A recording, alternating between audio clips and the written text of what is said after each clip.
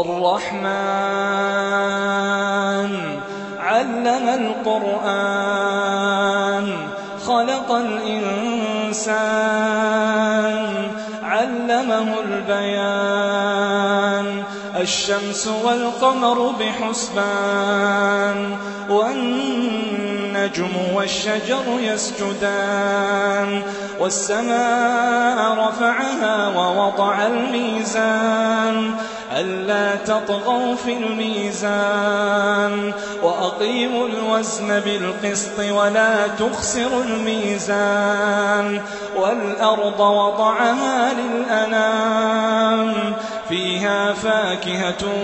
والنخل ذات الأكمام والحب ذو العصف والريحان فبأي آلاء ربكما تكذبان خلق الإنسان من صلصال كالفخار وخلق الجان من مارج من نار فبأي آلاء ربكما تكذبان رب المشرقين ورب المغربين فبأي آلاء ربكما تكذبان مرج البحرين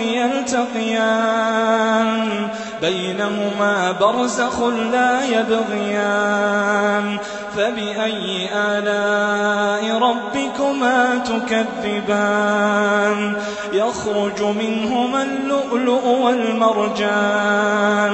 فبأي آلاء ربكما تكذبان وله الجوار المنشآت في البحر كالأعلام فبأي آلاء ربكما تكذبان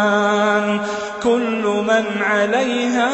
فان كل من عليها فان ويبقى وجه ربك ذو الجلال والإكرام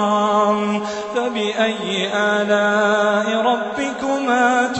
تكذبان يسأله من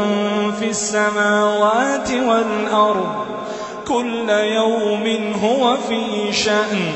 فبأي آلاء ربكما تكذبان سنفرغ لكم أيها الثقلان فبأي آلاء ربكما تكذبان يا معشر الجن والإنس